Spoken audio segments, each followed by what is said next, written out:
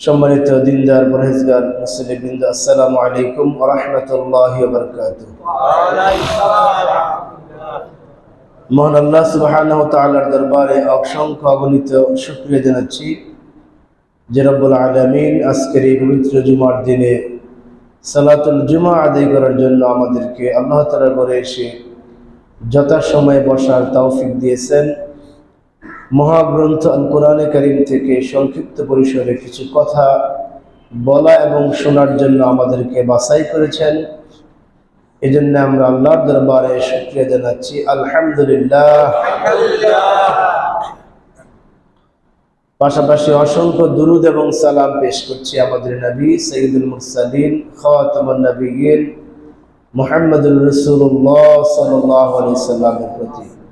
সকলে আমরা সংক্ষিপ্ত পরিসরে দুরূদ এবং সালাম পেশ করি। আল্লাহুম্মা সাল্লি আলা মুহাম্মদ, আল্লাহুম্মা বারিক আলা মুহাম্মদ। সম্মানিত হাজিরিন, মহাগ্রন্থ আল কোরআনের ধারাবাহিক সংক্ষিপ্ত আলোচনা অংশ হিসাবে সূরা নাহলের 91 নম্বর আয়াতে কারিমা তেলাওয়াত করেছি। আল্লাহ সুবহানাহু ওয়া তাআলার দরবারে তৌফিক কামনা করছি তিনি যেন আমাকে এই গুরুত্বপূর্ণ আয়াতে কারিমা থেকে আমাদের জীবনের সাথে সংশ্লিষ্ট কিছু গুরুত্বপূর্ণ কথা বলার তৌফিক দান করেন। যারা আমরা শুনছি আমাদেরকে যেন এই আয়াতের আলোকে আমাদের জীবনকে পরিচালনা করার তৌফিক দান করেন, বলেন আমিন। আমি যে আয়াতে কারিমা তেলাওয়াত করেছি এটা আমাদের দুনিয়ার প্রাত্যহিক জীবনের সাথে অত্যন্ত গুরুত্বপূর্ণভাবে জড়িত এই আয়াতে কারিমা। আল্লাহ তাআলার সাথে বান্দার সাথে যে ওয়াদা, বান্দার সাথে আল্লাহর ওয়াদা, একটা বান্দার সাথে আরেকটা বান্দার ওয়াদা, একজন ব্যক্তির সাথে আরেকজন ব্যক্তির ওয়াদা, একজন দায়িত্বশীলের সাথে তার অধীনস্থ কর্মীদের প্রতি তার ওয়াদা, একটা দেশের সাথে আরেকটি দেশের ওয়াদা, এরকম যত ধরনের প্রতিশ্রুতি রয়েছে আমাদের জীবন চলাফেরা করতে আমরা যত ওয়াদাবদ্ধ হই, শপথের আওতায় আমরা যত কাজ করি, এরকম সকল শপথকে যথাযথভাবে বাস্তবায়ন করার জন্য আল্লাহ তাআলা এই আয়াতে আমাদেরকে তাকিদ দিয়েছেন। আল্লাহ বলতেছেন, ওয়াউফু বিআহদিল্লাহি ইযা আহাদতুম, হে মানুষরা যখন তোমরা কোনো বিষয়ে ওয়াদাবদ্ধ হও, প্রতিশ্রুতিবদ্ধ হও, তখন তোমরা সেই প্রতিশ্রুতিটা, সেই ওয়াদাটা তোমরা অবশ্যইভাবে তোমরা সেটা পালন করে নাও। ওই ওয়াদাটা তোমরা পালন করো। যত আমরা ওয়াদা করি, শপথ করি, এই শপথ এবং ওয়াদাগুলিকে না ভেঙে পূর্ণ হিফাজত করার জন্য আল্লাহ তাআলা এই আয়াতে আদেশ দিয়েছে। আল্লাহ আয়াতে প্রথম অংশে বলতেছেন, ওয়ালা তানকুদুল আইমানা বা'দা তাওকীদিহা ওয়া কাদ জাআলতুমুল্লাহা আলাইকুম কাফীলা।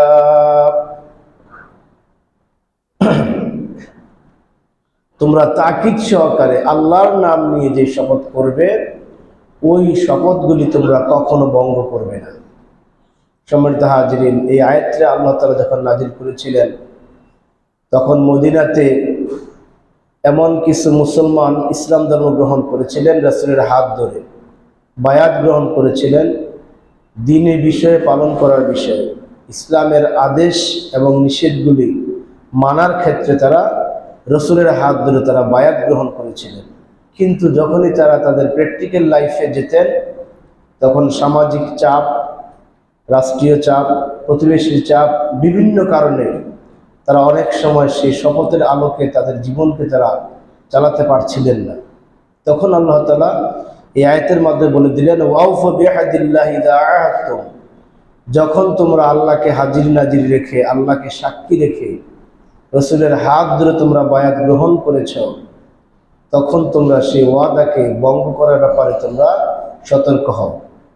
অর্থাৎ সেই ওয়াদাকে তোমরা কখনো ভঙ্গ করতে পারবে না, কারণ সেই ওয়াদাটা তোমরা আল্লাহর সাথে আল্লাহকে দায়িত্বশীল বানিয়ে ওয়া কাদ জাআলতুমুল্লাহা আলাইকুম কাফীলা, আল্লাহকে কফিল বানিয়ে দায়িত্বশীল মেনে নিয়ে তোমরা শপথ করেছিলে। অর্থাৎ আল্লাহকে হাজির নাজির জেনে তার হাতে হাত রেখে, রাসূলের হাতে হাত রেখে মানে আল্লাহর হাতে হাত রেখে। অনেক জায়গায় আসছে এরকম যে আল্লাহ রাসূলকে আল্লাহ বলেছেন, হে রাসূল, আপনার সাহাবায়ে কেরামরা শুধু আপনার হাতেই হাত রাখে নাই, বরং আপনার এবং তার হাতের মাঝখানে আমি আল্লাহ তাআলার কুদরতি হাত ছিল। বলেন সুবহানাল্লাহ। এই বায়াতের মাধ্যমে আল্লাহর কুদরতি হাত ছিল। সুতরাং আল্লাহকে তোমরা জাআলতুমুল্লাহ আলাইকুম কাফিলা, তোমাদের কফিল মালিক আনা আল্লাহকে বানিয়ে নিয়েছিলে এই শপথের ক্ষেত্রে। এই শপথগুলি তোমরা কখনো ভঙ্গ করতে পারবে না। সূরা মায়েদা কোরআনের অন্যতম একটি বড় সূরা, 4 নম্বর সূরা। এই সূরা মায়েদাতে আল্লাহ তাআলা 5 নম্বর সূরা আল মায়েদাতে অনেকগুলি আল্লাহ বিধান দিয়েছেন। রাসূল সাল্লাল্লাহু আলাইহি সাল্লামের মাদানী জিন্দেগিতে যতগুলি শরিয়া ভিত্তিক আইন আল্লাহ দিয়েছেন, এর মধ্যে অনেকগুলি আইন সূরা আল মায়েদায় দিয়েছেন। বিভিন্ন কেসাস দিয়েছেন, শাস্তির বিধান দিয়েছেন। ওই সূরাটা আল্লাহ তাআলা শুরু করেছেন এভাবে, ইয়া আইয়ুহাল্লাযীনা আমানু আউফু বিল উকুদ। প্রথম আয়াত আল্লাহ বলতেছেন, হে ঈমানদাররা, কিয়ামত পর্যন্ত যত মানুষ তোমরা আমার সাথে ঈমানের পরিচয়ে ঈমানদার হবে, আমাকে বিশ্বাস করে জীবনযাপন করবে, তোমাদের দায়িত্ব হলো আউফু বিল উকুদ, তোমরা তোমাদের জীবনে যত ওয়াদা করেছো সমস্ত ওয়াদাগুলি পালন করো। এটা আল্লাহর পক্ষ থেকে একটা বড়, মস্ত বড় একটা আহ্বান, মস্ত বড় গুরুত্বপূর্ণ একটি দাবি হলো ওয়াদা পালন করা। এই ওয়াদার ব্যাখ্যা যদি আমরা আসি, এই ওয়াদা হলো 3 প্রকার, 3 ধরনের ওয়াদা আমরা করে থাকি। প্রথম হলো আল্লাহর সাথে বান্দার ওয়াদা, এটা হলো প্রথম। দ্বিতীয় হলো একজন মানুষের সাথে, একদল মানুষ আরেক দল মানুষের সাথে ওয়াদা। এরপরে তৃতীয় ওয়াদা, সেটা হলো যে গোটা জাতি সত্তার সাথে ওয়াদা। এভাবে যদি আমরা প্রথম ওয়াদার ব্যাখ্যা আসি, আল্লাহর সাথে ওয়াদা, অর্থাৎ আমি আল্লাহ আপনার বান্দা, আপনি আমার রব, আপনি ছাড়া আমার কেউ নাই। আপনি যত বিধান আমাকে দিয়েছেন কোরআনের মাধ্যমে, রাসূলের হাদিসের মাধ্যমে, যত বিধান আপনি দিয়েছেন, এই প্রত্যেকটা বিধানকে আমি পালন করব। আর যত নিষেধাজ্ঞা আপনি দিয়েছেন, সমস্ত নিষেধাজ্ঞাগুলি আমি বর্জন করে চলব। বান্দা হিসেবে আমরা প্রত্যেকে আল্লাহর কাছে এই ওয়াদা করে দুনিয়া এসেছি। আলমে আরওয়াহ, রূহের জগতে আল্লাহ তাআলা আদম আলাইহিস সালামকে প্রথম পর্যায়ে সৃষ্টি করেই কুদরতিভাবে তার পৃষ্ঠ মোবারক থেকে কিয়ামত পর্যন্ত যত মানুষ পৃথিবীতে আসবে, একেবারে আদম আলাইহিস সালামের পুত্র থেকে শুরু করে কিয়ামত পর্যন্ত যত মানুষ পৃথিবীতে আসবে, সমস্ত মানুষকে আল্লাহ তাআলা পূর্ণ আকার আকৃতি, জ্ঞান, বুদ্ধি, বিবেক দিয়ে একটা বিশাল মাঠের মধ্যে একত্রিত করেছিলেন। বলে সুবহানাল্লাহ। বিশাল মাঠের মধ্যে আল্লাহ তাআলা সমস্ত মানুষ, এখন যারা আমরা আছি তারাও, আমাদের পূর্বে যারা চলে গেছেন তারাও ছিলেন, আমাদের পরে যারা আসবেন তারাও ছিলেন। কাফের, মুশরিক, বেঈমান, আস্তিক, নাস্তিক, ঈমানদার, মুমিন, মুত্তাকি, মুহসিন, যত প্রকার মানুষ ছিল, আসছে এবং আসবে, সমস্ত মানুষ সেখানে আমরা হাজির হয়েছিলাম। আল্লাহ তাআলা সেখানে একটা গুরুত্বপূর্ণ বক্তব্য দিয়েছিলেন। এই বক্তব্য দেওয়ার কারণ হলো আল্লাহ তাআলা আমাদেরকে পৃথিবীতে পাঠাচ্ছেন। আমাদের কাজ কি হবে এখানে এসে, আমরা কেন আসবো পৃথিবীতে, আমরা কি করব, এই বিষয়গুলি আল্লাহ তাআলা আগেই আমাদেরকে বলে দিয়েছেন। সুবহানাল্লাহ। এটা একটা দায়িত্ববান, একটা দায়িত্বশীল ব্যক্তির কাজ হলো এটাই, যে আপনাকে একটা জায়গায় পাঠাচ্ছেন তিনি, তখন আপনাকে সেখানে যাওয়ার আগেই সেখানকার প্রয়োজনীয় যা কিছু আছে সব লোকেশন আপনাকে দিয়ে দেওয়া, সেখানে আপনি কি কাজ করবেন, কি খাইবেন, সেখানকার মুদ্রা কি হবে, সেখানকার পোশাক আশাক কীরকম হবে, সেখানকে সাধারণত কি মানের খাবার পাওয়া যায়, এরকম একটা তথ্য আপনাকে দিয়েই কিন্তু পাঠাবে, যদি একজন দায়িত্বশীল ব্যক্তি হয়, ঠিক কিনা? এইটি নিয়ম। আল্লাহ তাআলা সেই দায়িত্বশীলতার সাথে আমাদের সমস্ত মানুষগুলোকে একত্রিত করেছিলেন। সমস্ত ফেরেশতারাও সেখানে ছিলেন, সমস্ত জিনেরাও ছিলেন। সমস্ত ফেরেশতারা, সমস্ত জিনেরা এবং আল্লাহ এবং সমস্ত মানুষ, এই সবাইকে একত্রিত করে আল্লাহ তাআলা একটা ভাষণ দিয়েছিলেন। সেই ভাষণে আল্লাহ বলেছিলেন যে আমি তোমাদের রব। সবাই সেদিন ছিল কালু বালা, হ্যাঁ আপনি আমাদের রব। আলাস্তু বিরব্বিকুম, আমি কি তোমাদের রব নই? আমরা সকলে বলেছিলাম হ্যাঁ, অবশ্যই আপনি আমাদের রব। যদি আমি তোমাদের রব হয়ে থাকি তাহলে তোমাদের কাজ কি? তোমরা পৃথিবীতে গিয়ে আমার নবী রাসূলরা তোমাদেরকে আমার রবের পক্ষ থেকে যত বিধান নিয়ে যাবে, সমস্ত বিধানগুলি যেগুলো ফরজ করা হয়েছে সেগুলি তোমাদের পালন করতে বাধ্য। তোমরা কি পালন করবে? আল্লাহ আমাদের সামনে এরকম একটা ঘোষণা দিয়েছিলেন, তোমরা কি সেটা পালন করবে? আমরা সবাই বলেছিলাম বালা, অবশ্যই আমরা সেগুলো পালন করব। বালা শব্দের অর্থ অবশ্যই পালন করা। আরবিতে নাম শব্দের অর্থ শুধু হাবাচা, যে হ্যাঁ আমরা পালন করব। আর বালা শব্দের অর্থ হলো অবশ্যই আপনি যত বিধান রাসূলের মাধ্যমে আপনি পাঠাবেন আমরা সমস্ত বিধানগুলি পালন করব। যত ফরজ, ওয়াজিব, নফল, সুন্নাহ যা কিছু আছে আমরা সব পালন করব। এরপরে আপনি রব হিসাবে যা নিষেধ করেছেন আমরা সব বর্জন করব। এরপরে আল্লাহ বললেন যে আমি তোমাদের এই হেদায়েতের জন্য যুগে যুগে আমি পথ প্রদর্শক হিসাবে আমার পক্ষ থেকে একজন প্রেরিত মানুষকে তোমাদের নবী হিসাবে আমি তোমাদের মাঝে নির্বাচন করব, আর তাকে একটা গাইডলাইন হিসাবে বিভিন্ন আসমানি কিতাব তাকে দেব। তোমরা যেই জমানায় এসে যার কিতাব তোমরা পাবে, যাকে তোমরা রাসূল হিসেবে পাবে, তাকে তোমরা গ্রহণ করবে কিনা? আমরা বলছিলাম বালা, অবশ্যই আমরা তাও গ্রহণ করব। প্রথম বক্তব্য দিলেন যে আমার নির্দেশ আদেশ মানবে কিনা? বলছি হ্যাঁ মানব। আবার নবী রাসূলুল্লাহ যাবে, তাদেরকে সাহায্য করবে কিনা, তাদেরকে মেনে নেবে কিনা? আমরা বলছি মানব। তৃতীয় প্রশ্ন আল্লাহ করেছিলেন তোমাদের শত্রু আদুউম মুবিন, তোমাদের শত্রুর জন্য, তোমাদেরকে পথভ্রষ্ট করার জন্য আযাজিল নামক এক আদুউম মুবিন প্রকাশের শত্রু শয়তান রয়েছে। সে সবসময় তোমাদেরকে পদস্খলন করার চেষ্টা করবে, সে সবসময় তোমাদেরকে ধোঁকা দেবে। আমার বিধান থেকে সে তোমাদের সবসময় দূরে রাখাবার জন্য তার সমস্ত কলা কৌশল দিয়ে চেষ্টা করবে। তখন তোমরা কি তারটা গ্রহণ করবে না আমারটা গ্রহণ করবে? আমরা বলছিলাম ভালো, অবশ্যই আমরা আপনারটাই গ্রহণ করবো। সুবহানাল্লাহ।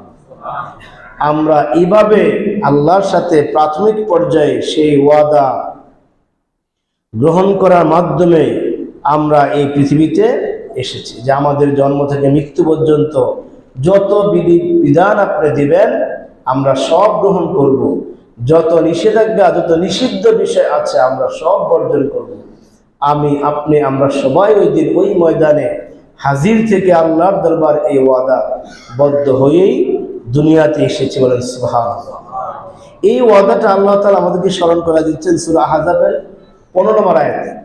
সূরা আহজাবের 15 নম্বর আয়াতে আল্লাহ তাআলা এটা আমাদেরকে স্মরণ করাচ্ছেন এভাবে, ওয়ালাকাদ কানু আহাদুল্লাহ মিন ক্বাবলি লা ইউলুনা ইল্লা আদবারা।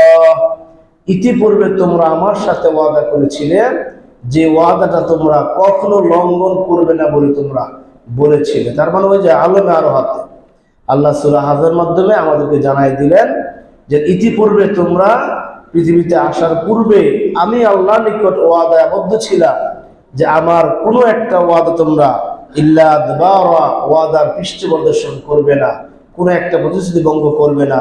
ওয়া কানা আহাদুল্লাহি মাসউলা, জেনে রেখো কিয়ামতের দিন তোমাদেরকে এই প্রত্যেকটা ওয়াদার বিষয়ে আমি আল্লাহ তাআলা প্রশ্ন করব। বলেন সুবহানাল্লাহ। যতগুলি ওয়াদা করেছি আমরা, যে রাসূলকে মানবো, আপনাকে মানবো, আপনার বিধান মানবো, শয়তানের অনুসরণ করবো না, কোরআনকে মানবো, রাসূলকে জীবনের আদর্শ হিসেবে গ্রহণ করে নেব, এরকম যত কিছু আমরা ওয়াদা করে এসেছি, দুনিয়াতে যদি আমরা সেই ওয়াদার আলোকে আমরা চলতে পারি তাহলে আল্লাহ তাআলা আমাদেরকে কিয়ামতের ময়দানে পুরস্কার দিবেন, ঠিক কিনা?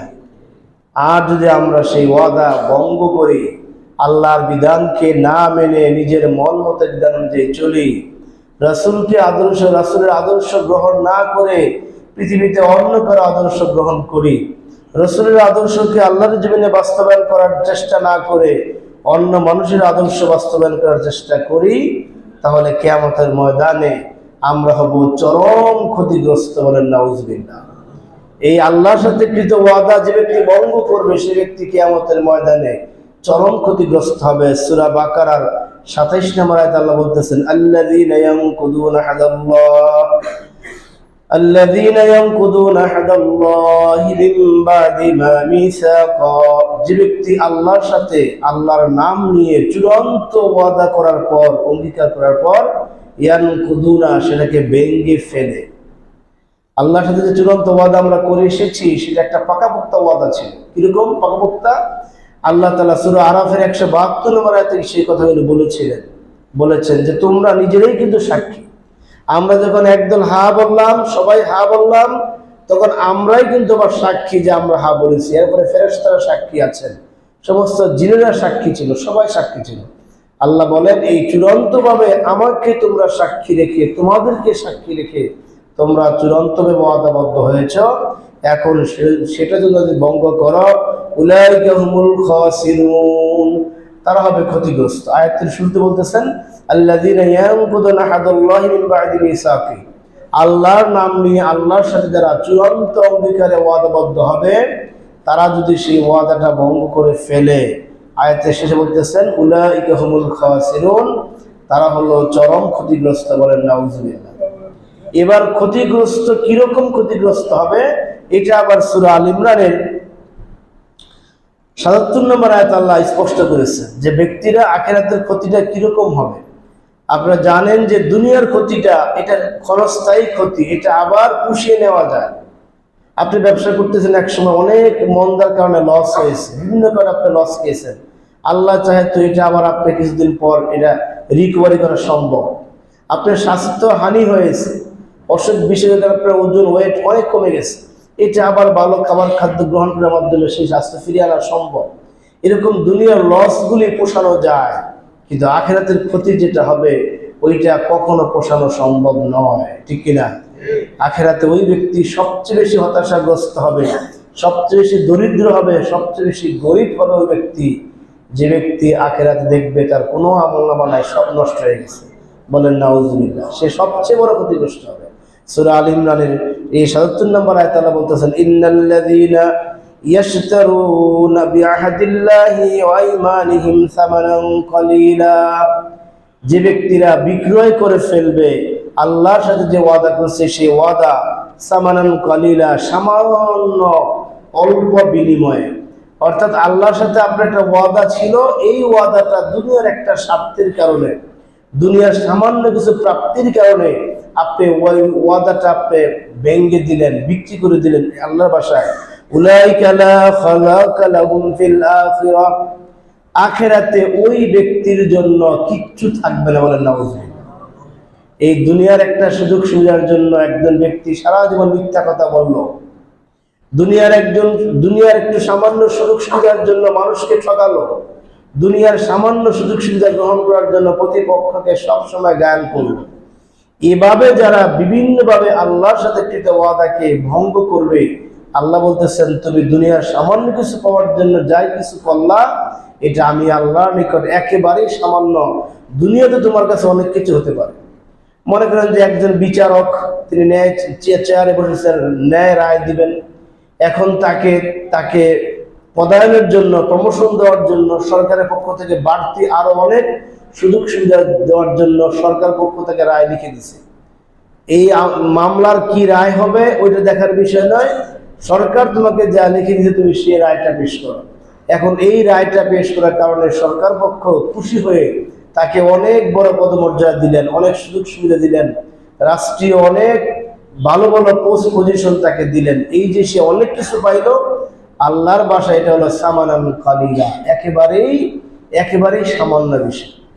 কোরআনকে সামনে নিয়ে কোরআন থেকে কথা বলতে গিয়ে যখন জনগণের স্বার্থ সংশ্লিষ্ট লস হবে এমন কথা কোনো বক্তা বলতে গেলে যখন দেখবে তাকে আর দাওয়াত দিবে না, তার ইমতি চলবে না, তখন তিনি এগুলা পাশ কাটিয়ে সহজ সহজ কথাগুলি বলে গেলেন।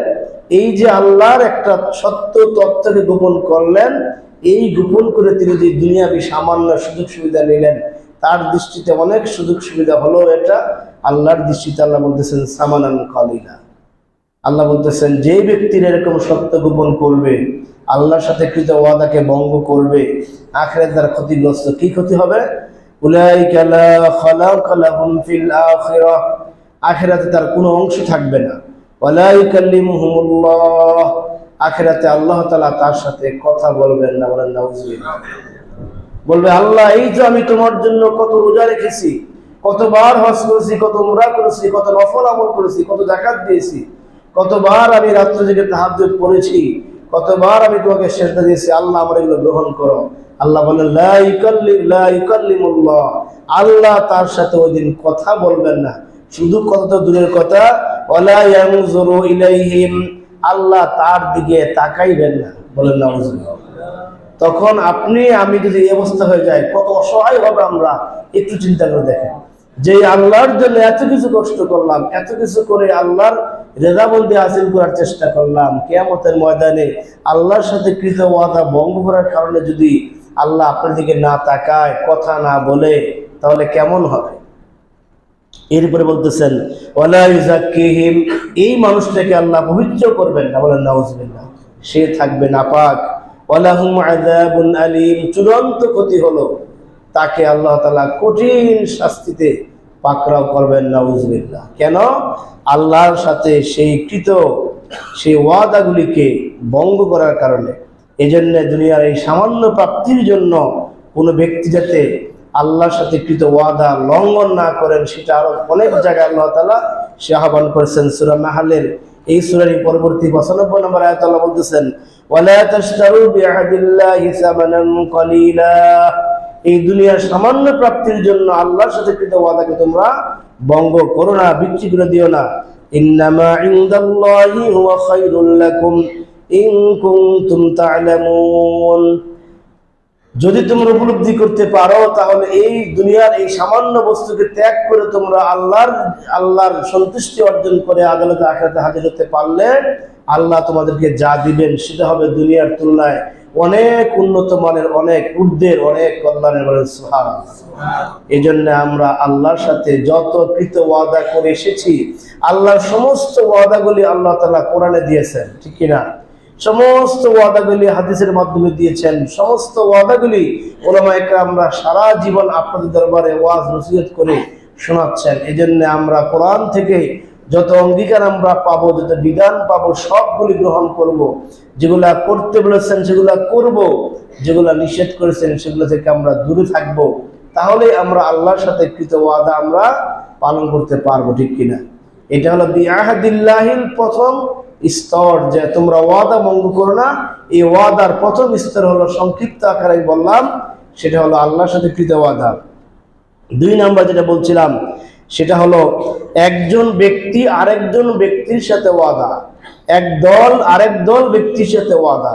একজন ব্যক্তি আরেকজন ব্যক্তির সাথে অঙ্গীকার করেন, এক দল ব্যক্তি আরেক দল ব্যক্তির সাথে অঙ্গীকার করেন। এটা আবার 2 প্রকার।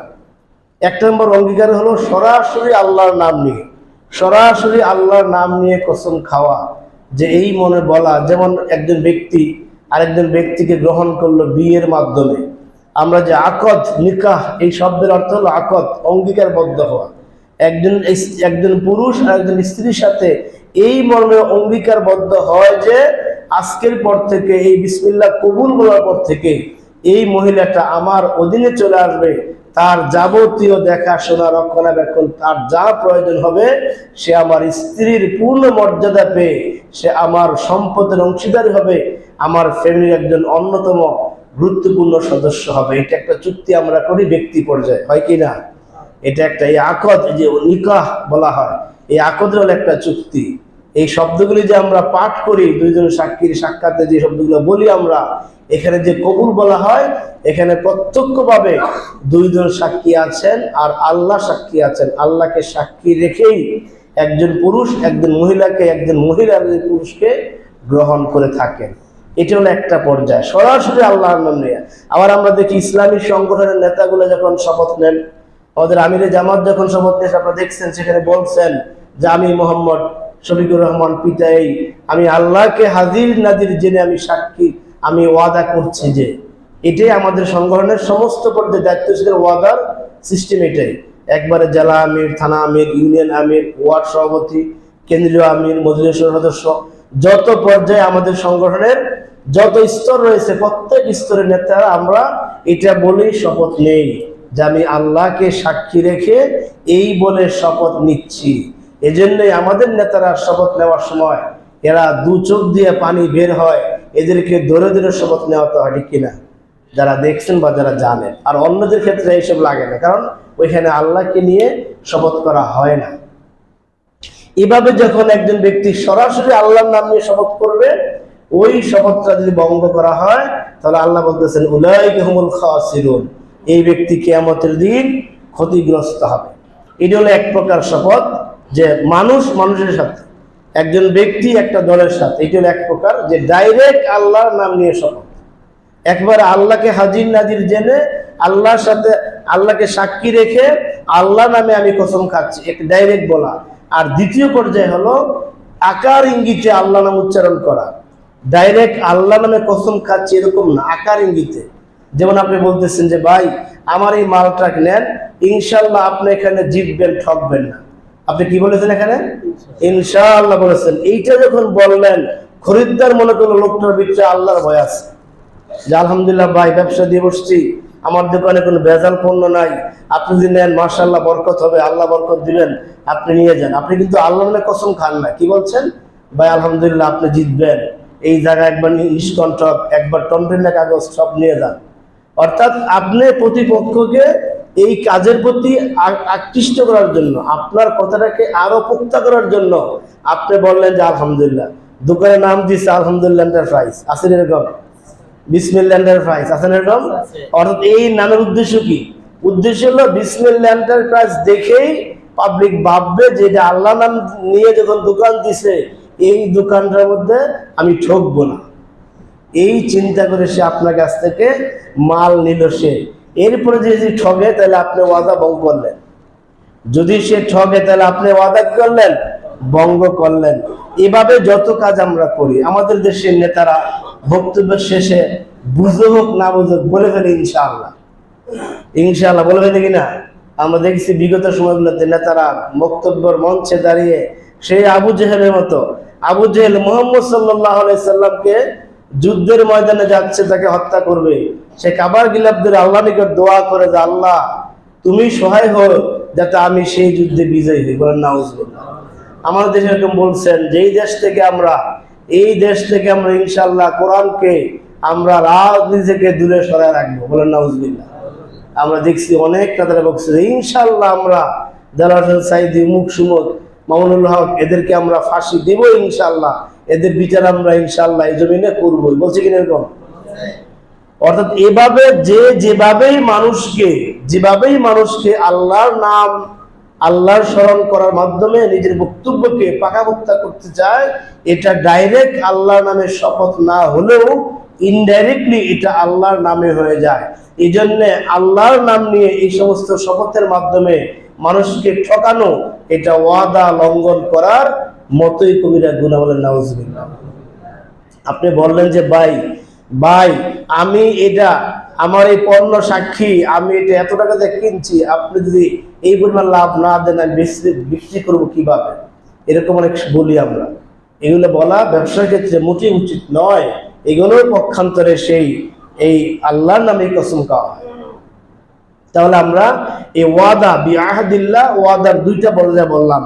একটা হলো আল্লাহর নামে ডাইরেক্ট শপথ করা, আরেকটা হলো আল্লাহর নামে ইনডাইরেক্টলি শপথ করা। এরপরে তৃতীয় যে শপথটা আমরা করি, এখানে আমরা কোনো আল্লাহর নাম নেই না, আল্লাহর নাম ছাড়া আমরা শপথ করি, যে আল্লাহর নামও নেই না, ইনশাআল্লাহ আলহামদুলিল্লাহ কিছুই বলি না।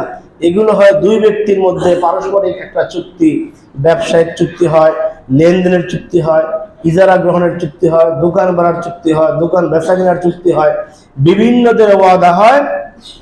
এই ওয়াদাগুলি রক্ষা করা বান্দার জন্য জরুরি।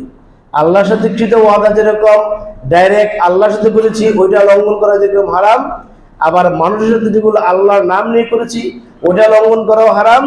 আবার আল্লাহর নাম ছাড়া একজন ব্যক্তি আর একজন ব্যক্তির সাথে যেটা আমরা করি সেটাও ভঙ্গ করা কি হারাম। এটা ভঙ্গ করলে ক্ষতিগ্রস্ত হবে। একটা দল আরেকটা দলের সাথে, একটা রাষ্ট্র আরেকটা রাষ্ট্রের সাথে, একটা সম্প্রদায় আরেকটা সম্প্রদায়ের সাথে এই ওয়াদা যদি কোনো কারণে ওয়াদাবদ্ধ হয়, তাহলে সেই ওয়াদা সে লঙ্ঘন করতে পারবে না, এইটা নিষেধ করা হয়েছে। যে আল্লাহর সাথে যে ওয়াদাগুলি আমরা করে এসেছি ওই ওয়াদাগুলি লঙ্ঘনের মাধ্যমে বান্দা কখনো কুফরি করে।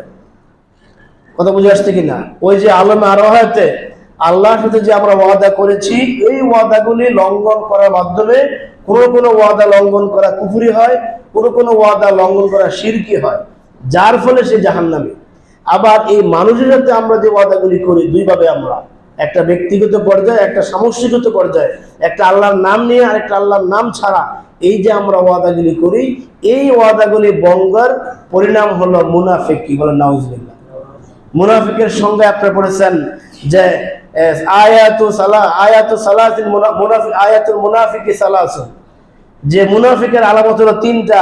এক নম্বর আলামত হলো ওয়াইজা হাদাসা কাযিবা, যখন ব্যক্তি কথা বলে তখন সে মিথ্যা কথা বলে।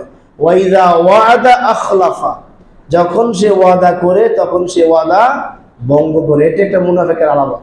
ওয়াইজা উতিমিনা খানা, যখন সে তার কাছে কোনো কিছু আমানত রাখা হয় তখন সেই আমানতরা খেয়ানত করে। এভাবে সে মুনাফিক হয়ে যায় একটা ব্যক্তির সাথে আরেকটা ব্যক্তির সেই ওয়াদা বরখেলাপের মাধ্যমে। এই মুনাফিকের জায়গা কিন্তু জাহান্নাম, ঠিক কিনা? ইন্নাল মুনাফিকিনা ফিদ দারকিল আসফালি মিনান নার ওয়া লান তাজিদ লাহুম নাসীরা।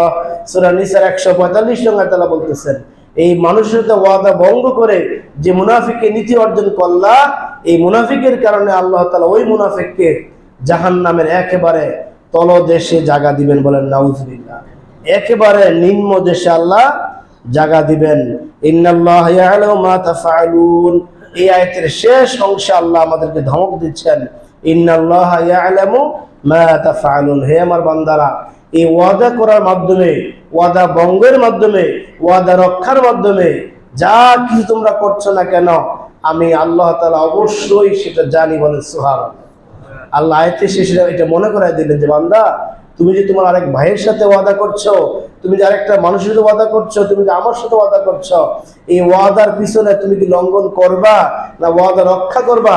তোমার ভিতরে আগে থেকেই যে একটা দুর্নীতিগ্রস্ত চিন্তা আছে, এটা কিন্তু আমি আল্লাহ জানি। সুতরাং ওয়াদা করার ক্ষেত্রে সতর্ক হয়ে ওয়াদা করো। এটা আল্লাহ আমাদেরকে আয়াতের শেষে একটা ধমক দিলেন, একটা রিমাইন্ডার দিলেন, ইন্নাল্লাহা ইয়ালামু, নিশ্চয় আল্লাহ তাআলা জানেন, মা তাফআলুন, যা তোমরা করো।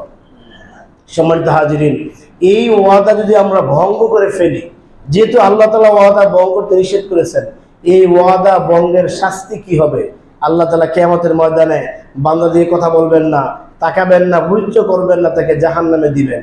তাহলে এখন বাঁচার উপায় কি? আমরা যে ওয়াদা ভঙ্গ করলাম, আল্লাহর সাথে কৃত ওয়াদা ভঙ্গ করলাম, ব্যক্তির সাথে ওয়াদা ভঙ্গ করলাম, অথবা অনেক সময় আমার নিজের সাথে ওয়াদা হয় যে আল্লাহ, আমি তো এই অন্যায় কাজটা করতাম, আমি তোমার নামে শপথ করে বলছি আমার বাকি জিন্দেগিতে আমি এই অন্যায় কাজটা করব না। এরকম ওয়াদা হয় না আমাদের? হয়। কিন্তু যে একজন ব্যক্তি মন্দ কাজ করতেন, অশ্লীল কাজ করতেন, অশ্লীল জায়গায় গমন করতেন, তিনি ওয়াদা করলেন যে আল্লাহ, আমি জীবনে ভুল করেছি, আমি আর জীবনে অশ্লীল কাজ করতাম না, আমি আর জীবনে মিথ্যা কথা বলতাম না, আমি আর জীবনে বেপরদায় চলবো না, আমি আর জীবনে আমি সুদি কারবারি করবো না, আমি আমার আর জীবনে কখনো মানুষকে ঠকাবো না, গীবত করবো না। এরকম গুনাহে কবিরা যেগুলো ছিল, সেখান থেকে একজন ব্যক্তি ওয়াদা পাকাপোক্তা ওয়াদা করলো, সাক্ষীকে আল্লাহ এবং সে নিজে সাক্ষী, আর দুনিয়া কেউ সাক্ষী নাই। এখন সে ওয়াদা ভঙ্গ করলো, এই ওয়াদা ভঙ্গের কারণে তাকে জাহান্নামে যাওয়া লাগবে। আল্লাহ বলেন না, এই ওয়াদা ভঙ্গের কারণে তুমি জাহান্নাম থেকে বাঁচতে পারবা সেই ওয়াদার কাফারা আদায়ের মাধ্যমে। বলেন সুবহানাল্লাহ। এই ওয়াদাটা কত গুরুত্বপূর্ণ, আল্লাহর নিকট এটা কত গুরুত্বপূর্ণ একটা বিষয়, যেটাকে ভঙ্গ করলে আপনাকে কাফারা দেওয়া লাগবে। সূরা মায়েদার 89 নম্বর আয়াতে বলতেছেন, ফাকাফারাতুহু ইতআমু 10 মাসাকিন মিন আওসাতি মা তুতঈমুনা আহলিকুম। প্রথম হলো এই ওয়াদা ভঙ্গের প্রথম যে কাফারা, সেটা হলো যে তুমি 10 জন মিসকিনকে, ইতআমু 10 মাসাকিন মিন আওসাতি মা তুতঈমুন, তোমরা যেই মানের খাবার খাও এই মানের খাবার খাওয়াইবা 10 জন মিসকিনকে। বলেন সুবহানাল্লাহ। এটা একজন ওয়াদা ভঙ্গকারী ব্যক্তির শাস্তি, এটা যদি তার কাফারা। অর্থাৎ আপনি যেই মানের খাবার খান, আপনি যেই চাল খান, সেই চাউলের দাম 100 টাকা কেজি, 80 টাকা কেজি, ঠিক এই মানের চাউল দিয়ে ভাত পাক করতে হবে। আপনি যেই মানের গরুর গোশত খান, যেই মানের মুরগির গোশত খান, আপনি খান কক মুরগি, তাকে গরিব দেখে তাকে খাওয়াবেন ব্রয়লার, হবে না। তাকে ব্রয়লার খাওয়াই বিজয় করবেন, হবে না। আপনি ব্রয়লার পছন্দ করেন না, তাকে এটা খাওয়াবেন না। আপনি দামি চাল খান, সেই দামি চাল দিয়ে। আপনি যেই ডাইনিং স্পেসে বসে খান, তাকে সেখানে বসে খাওয়াতে হবে। কঠিন বিধান, কিন্তু সরাসরি কোরআনে ফতোয়া, কোনো তাহকিকি মাসালা নয়, কোনো ইমামের মতামত না। আপনারা পড়বেন, সূরা লিখে নেন, যাতে কলম আছে বা মোবাইলে, সূরা মায়েদার 89 নম্বর আয়াত। কত নম্বর আয়াত?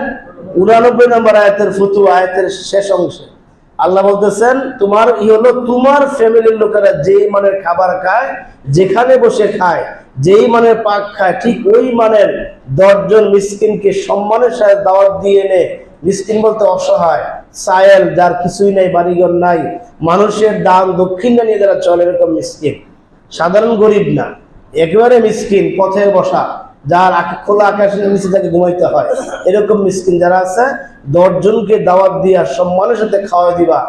এটা হলো প্রথম শাস্তি, একটা ওয়াদা ভঙ্গ করার। যদি তুমি না পারো, আও কিসওয়াতুহুম, তাহলে দ্বিতীয় প্রকার কাফফারা হলো, এই 10 জন মিসকিনকে তুমি খাওয়াইলা না, এই 10 জন মিসকিনকে তুমি জামা কাপড় দিবা। কি দিবা? জামা কাপড়। কি দিবা? জামা কাপড় দিবা 10 জন মিসকিন। কি মানে? তোমার ফ্যামিলির সদস্যরা যেই মানের জামা পরে, তোমার স্ত্রীকে তুমি পরাও 5,000 টাকা দামের 3 পিস, আর 10টা মিসকিনকে 250 টাকার 3 পিস কিনা 2500 টাকাতে বিক্রি করবে, হবে না? হবে এটা? হবে না। সমান মানে তোমার ফ্যামিলির সন্তানরা যেই মানের কাপড় পরে, তুমি যেই দামি কাপড় পরো, ওই মানের কাপড় চোপড় 10 জন মিসকিনকে দান করবে। আও তাহরিরু রাকাবা, অথবা তোমার একটা দাসকে তুমি মুক্ত করে দিবে, তোমার একটা কিনা গোলামকে মুক্ত করে দিবে। এই 3 প্রকারের যে কোনো এক প্রকার হলো একটা ওয়াদা ভঙ্গের কাফফারা। প্রথম কি বললাম? 10 জন মিসকিনকে আপনি যেই মানের খাবার খান, ওই মানের খাবার খাওয়ানো, অথবা 10 জন মিসকিনকে আপনি যেই মানের কাপড় পরেন, এই মানের কাপড় পরানো, অথবা আপনার একটা প্রিয় এবং দামি উন্নত মানের একটা দাস ছিল, তাকে আপনি মুক্ত করে দিবেন। এবার আল্লাহ বলতেছেন, ফামাল্লাম ইয়াজিদ, যদি এটা কেউ না পারে, এমন গরিব মানুষ, সে ওয়াদা ভঙ্গ করে ফেলেছে, গরিব মানুষ, সে তার 10 জনকে খাবারের সামর্থ্য নাই, কাপড় দেওয়ার সামর্থ্য নাই, আর এখন তো দাস প্রথা নাই, আছে নাকি? দাস মুক্তির ব্যবস্থা নাই, তখন সে কি করবে? ফাসিয়ামু সালাসাতি আইয়াম, তাহলে সে 3 দিন 3টা রোজা রাখবে। বলে সুবহানাল্লাহ। এই 3 দিন পরস্পর একটানা, গ্যাপ নাই। আজকে রোজা রাখবে শুক্রবার, শনিবার, রবিবার, রবি, সোম, মঙ্গল, মঙ্গল, বুধ, বৃহস্পতি, এরকম 3 দিন সে একটানা রোজা রাখবে। যালিকা কাফফারাতু ইযা হালাফতুম, এটা হলো তোমাদের সেই ওয়াদার কাফফারা, যে ওয়াদা তোমরা আল্লাহকে সাক্ষী রেখে করেছিলে। ওয়াহফাযু আইমানাকুম, সুতরাং তোমরা তোমাদের ওয়াদাকে তোমরা রক্ষা করো। বলে সুবহানাল্লাহ। এভাবে আমাদের জীবনে আমরা যত ওয়াদা করি, আমরা শুধু ওই যে মুখে বললাম আর ভঙ্গ করলাম, এত সহজ না। রাসূল পাক সাল্লাল্লাহু আলাইহি ওয়াসাল্লাম জানেন ঘটনাটা, এক ইহুদির সাথে একটা ওয়াদা রক্ষা করতে গিয়ে এক জায়গায় 3 দিন অপেক্ষা করছেন। বলে সুবহানাল্লাহ। কয়দিন? 3 দিন। এটা তো বিশ্বাস করার মতো কথাই না বর্তমানে। বিশ্বাস কি করবেই না যে 3 দিন সে এক জায়গায় বসে আছে? এত গুরুত্বপূর্ণ ওয়াদা। সম্মানিত হাজিরিন, আমাদের একটা বিশেষ কালেকশন আজকে হবে, এজন্য লম্বা করে কথা বলা যাবে না, যেহেতু এখন উপরে লোকজন আসে নাই। আমি আর 5 মিনিট কথা বলেই আজকে আলোচনা শেষ করব। দ্বিতীয়ত, পরবর্তী আয়াতে আল্লাহ বলতেছেন, ওয়ালা তাকুনু কাল্লাতী নাকাদাত গাযালাহা মিন বাদি কুওয়াতিন আনকাসা। আল্লাহ পরবর্তী আয়াতে বলতেছেন, বান্দা তোমরা ওই নারীদের মতো, যেই নারী অতি কষ্ট করে পাকা পুক্তা করে একটা সুতা, অনেকগুলি সুতা দিয়ে একটা রশি পাকিয়েছে, এরপরে আবার সেটাকে উল্টা পাক দিয়ে রশিটাকে খুলে দিয়েছে, তোমরা ওই নারীর মতো হইও না। অর্থাৎ আল্লাহ তাআলার সাথে করা ওয়াদা করলাম, সেই ওয়াদাকে তোমরা ভেঙে ফেলো না। এটা অত্যন্ত কঠিন একটা কাজ। কেননা একটা নারী যেরকম অতিমাত্রায় কষ্ট করে একটা রশি দিয়া, একটা সুতা দিয়া এগুলো পাকাইতে পাকাইতে অনেক কষ্ট করে একটা মালা গাঁথলো, অথবা সে আবার এটাকে উল্টাইয়া খুলে দিল, ঠিক ওয়াদাকে আল্লাহ তাআলা এমন ভাবে এখানে উল্লেখ করেছেন যে আমরা কঠিন ওয়াদা করব, এই ওয়াদা করতে আমাদের অনেক কঠিন হয়েছে, এটা যদি এরকম সহজভাবে আমরা বের করে না দেই। তাত্তাখিযু আইমানাকুম দাখালাম বাইনাকুম আন তাকুনা উম্মাতুন হিয়া আরবা মিন উম্মাহ।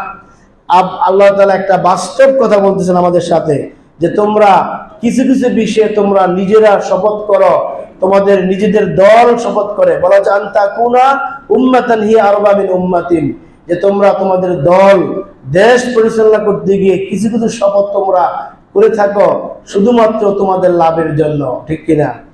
আবার তোমরা এই যাদের সাথে শপথ করেছ, এই শপথরা অতি সহজে ভেঙে ফেলো অন্য কারো কাছ থেকে ভালো কিছু পাওয়ার সুযোগ পাইলে। এটা আল্লাহ তাআলা চূড়ান্ত নিষেধ করেছে। এই আয়াতগুলি যখন নাজিল হয়েছিল তখন মদিনাতে বিভিন্ন গোত্র ছিল, এক গোত্র আরেক গোত্রের সাথে বিভিন্ন বিষয়ে চুক্তি করত, আল্লাহর নাম নিয়ে চুক্তিগুলো সম্পাদন হতো। যখন দেখতো যার সাথে চুক্তি হয়েছে তার চাইতে ভালো শক্তিশালী আরেকটা গোত্র পাওয়া গেছে, তারা শর্ত দিল ওদের সাথে চুক্তি থাকলে তোমাদেরকে আমরা নেব না, সুতরাং আমাদের সাথে চুক্তি করো। তখন এই বৃহৎ শক্তির সাথে চুক্তি করতে গিয়ে যারা ছোট চুক্তিকার ছিল ওদেরকে তারা বাদ দিয়ে দেয়। এটা আল্লাহ নিষেধ করেছে। আপনারা সহজে বুঝবেন। মনে করেন যে আমাদের সরকার চুক্তি করলেন চীনের সাথে, এই চীনের সাথে চুক্তি করলেন যে তার সমস্ত প্রোডাক্ট, এই মানের প্রোডাক্টগুলো বাংলাদেশে সেল হবে, বিক্রি হবে, চলছে। তার চুক্তির মেয়াদ হলো 3 বছর 5 বছর। এর মাঝখান দিয়ে অন্য একটা রাষ্ট্র এসে অফার দিল যে ওই প্রোডাক্টগুলি আপনি যেই মানে আনতেছেন, যদি আমার কাছে প্রোডাক্টগুলি নেন তাহলে শতকরা এত% কম নেব, আর আপনাদেরকে আমরা এক্সট্রা এত% টাকা ঘুষ দিব। কথা বুঝে আসছে কিনা? এই কাজটা আল্লাহ এই আয়াতে নিষেধ করেছেন। এটা অনেক গুরুত্বপূর্ণ একটা বিষয়। এই আয়াতটা সূরা নাহলের এই 92 নম্বর আয়াতটা অনেক গুরুত্ব একটা পরামর্শ নিতে আলোচনা করা হয়েছে। হয়তো আমি ছোট মানুষ, গুছিয়ে বলতে পারছি না, সময় কম, এলেম কম, কিন্তু এটা পররাষ্ট্র নীতির একটা গুরুত্বপূর্ণ একটা নীতি আল্লাহ এখানে বর্ণনা করছে, যে তোমরা যদি নিজেদের পাকাপোক্তা করার জন্য, নিজেদের পকেট বাড়ি করার জন্য এরকম চুক্তি করো, তাহলে অবশ্যই অপর পক্ষ ক্ষতিগ্রস্ত হবে কিনা? আপনি চীনের সাথে চুক্তির ব্যবসা করতেছেন, বাংলাদেশে অনেক কোম্পানি সেখানে এলসির মাধ্যমে মাল অর্ডার দিয়েছেন, মাল আসবে, তারা অনেক টাকা ইনভেস্ট করেছেন, আপনার দেশে অনেক কোম্পানি সেখানে অনেক টাকা ইনভেস্ট করছে, লেনদেন হচ্ছে। এই মুহূর্তে ভারত আপনাকে অফার দিল, আপনি ওই চুক্তি স্টপ করে দিলেন। স্টপ করে দেওয়াতে আপনার পকেট ভারী হলো, কিন্তু দেশের হাজার হাজার জনগণ কোটি কোটি টাকা লস খাইলো, তাইলে কিনা? ওই চীনের মালগুলো আনা বন্ধ হয়ে গেল, ইম্পোর্ট বন্ধ হয়ে গেল, তাদের টাকা সেখানে আটকে হলো। এই বাস্তবতা আল্লাহ তাআলা এখানে বলেছে। এক পক্ষে যে চুক্তি করে রাসূল বলেছেন যে মান কানা বাইনা ওয়া বাইনা কওমিন আজালুন ফালা ইউহাল্লিফুনাক, এক পক্ষের সাথে চুক্তি হলে ওই চুক্তিটা শেষ হওয়া না পর্যন্ত আরেক পক্ষের সাথে তোমরা চুক্তি করতে পারবে না। বলে সুবহানাল্লাহ। ব্যবসা নীতি আল্লাহ এই কোরআনে দিয়েছেন, হাদিসে দিয়েছেন, এগুলো আমরা অধ্যয়ন করতে পারি না, অধ্যয়ন করি না, এই জন্য জানি না। এর আল্লাহ তাআলা অনেক কথা এই আয়াতে বলেছেন। আমরা ইনশাআল্লাহ আগামী জুমাতে আরো কিছু কথা আছে এই আয়াতের, আমরা ইনশাআল্লাহ বলার চেষ্টা করব। আল্লাহ তাআলা আমাদেরকে বলার এবং শোনার এবং আমল করার তৌফিক দিন, আমিন।